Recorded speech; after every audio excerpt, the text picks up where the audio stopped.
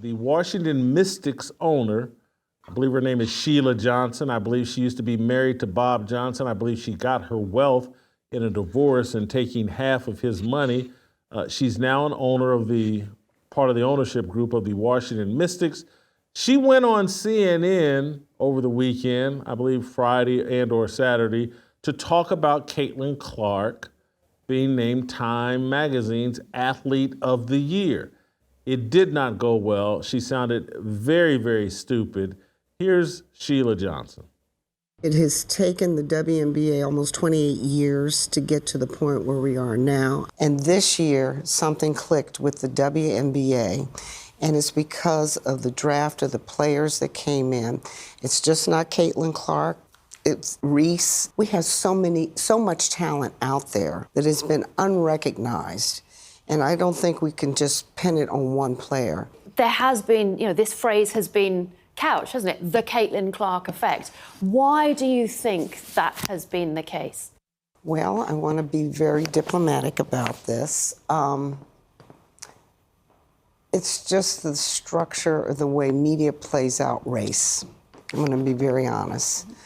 I feel really bad because I've seen so many players of color that are equally as talented, and they never got the recognition that they should have. And I think right now, it is time for that to happen. So last night, we read Time Magazine, where Caitlin Clark was named Athlete of the Year. Why couldn't they have put the whole WNBA on that cover and said, the WNBA is the league of the year because of all the talent that we have?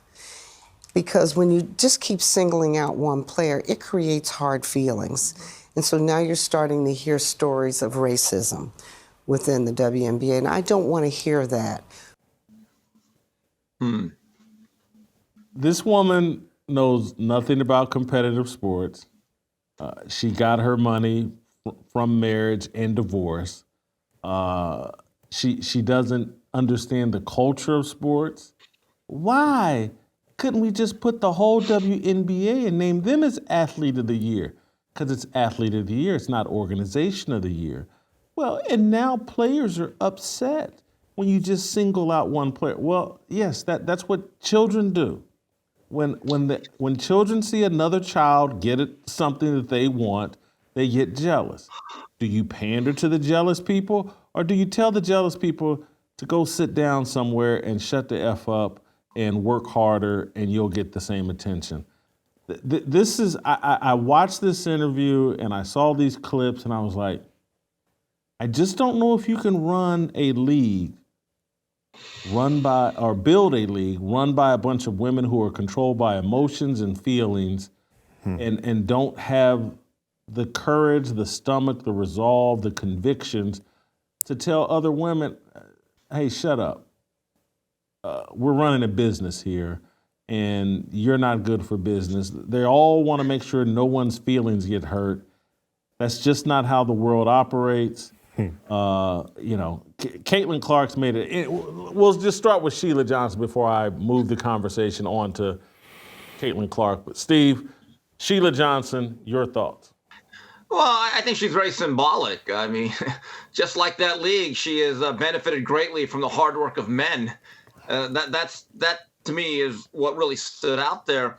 But in listening to certain clips of this interview, there's a theory in life, and I hope this doesn't come off as arrogant, but your goal is to be envied, not to be pitied. This league runs on pity. They beg for it, they ask for it, they use it as currency. And a lot of this is a guilt trip. And the reality is the way they have demonized Caitlin Clark fans to a point where Caitlin Clark now, in essence, has turned their back on them, I think is sad. But I'm not surprised by this mentality. The very same mentality that they are exhibiting now post Caitlin Clark is exactly why for 28 years, this league has been an absolute money pit. I don't see it changing because the problem is now you are now alienating the people that decided, even though it may be based on one player, to actually invest in the league. What happens when those individuals leave? That's going to be something to look out for in this upcoming season. I'm people are accusing people like me and other conservatives of canceling Caitlin Clark. And I don't think that's what we're doing. Because canceling to me is like, you get denied a job, or you get kicked out of school, or there's certain consequences that come up. Caitlin Clark's going to be fine to play in the WNBA. I'm just not going to watch as intensely. People are saying the Bud Light treatment, and that is what we're giving her to a large degree. Bud Light can still exist, still sell your beer at every place you want. I'm just not buying it. I don't drink beer anyway. But a lot of beer drinkers decided not to buy it, Right. and that's what happened. That is what conservatives are doing to Caitlin Clark. This should be the Bud Light treatment. Hey, we didn't ask you to be conservative. We asked you to stay neutral. Don't even tell us what you think. You could be the most woke, liberal, crazy person behind closed doors. Say it in the locker room. Don't let me hear it. All I want is to enjoy you being somebody that believes in meritocracy and can at least pretend. Let me have my fantasy. And she wouldn't do it. So now I'm not interested. She destroyed my experience watching the game. Still think it's about lecturing. I think the Bud Light scenario was more about the lecturing that the ad agent gave than the person on the can. In this scenario, Caitlin Clark is lecturing people. That's not why we turn to sports. How happy was Sheila Johnson's husband in those divorce negotiations when she took half the Mystics? So he probably was real happy on that deal. You know what I'm saying?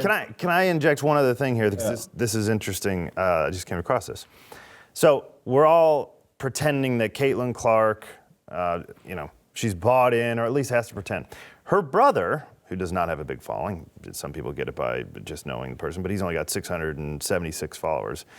Right after this interview, retweeted Front Office Sports tweet saying a record 20,711 fans were in attendance for the Fever Mystics tonight, the largest crowd in WNBA history.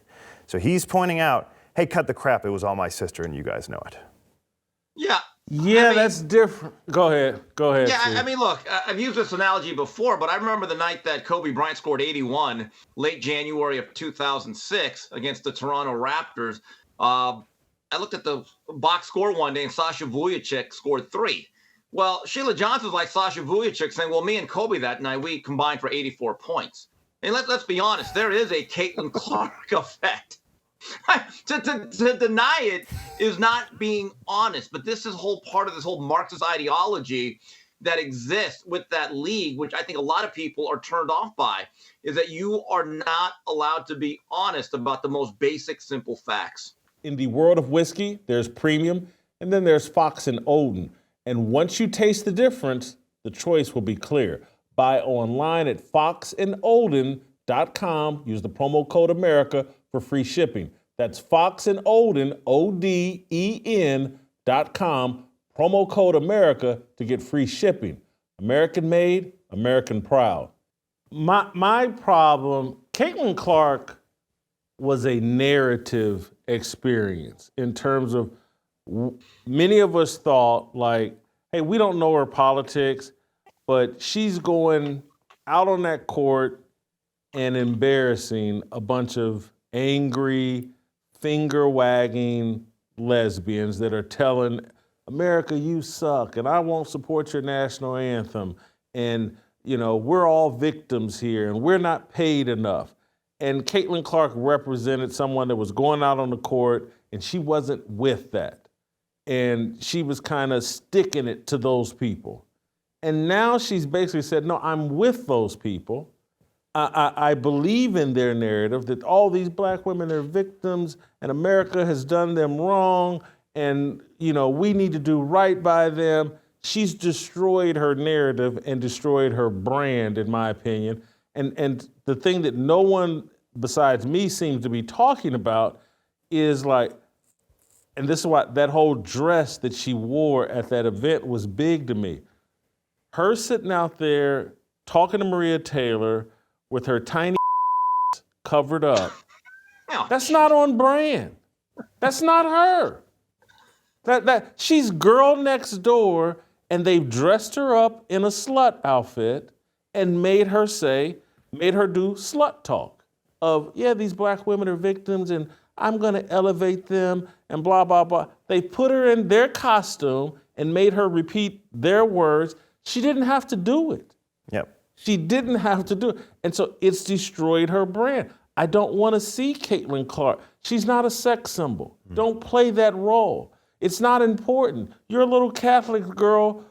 Play that role. And we, you know, she's destroyed her brand. And so I'm not, I don't feel like I'm canceling Caitlin Clark. I feel like Caitlin Clark canceled herself or my image of what Caitlin Clark was. And I'm not going to apologize for having a perception of what Caitlin Clark was, because one, I think I'm more right than 22-year-old confused Caitlin Clark. Because whoever told her to put that slut dress on needs to be slapped, and she should have looked at herself in the mirror and said, this ain't me. I guarantee you, they don't have the money and I don't have as much money as Caitlin Clark, but you can't get me in a Speedo. It will not happen. It's not my brand.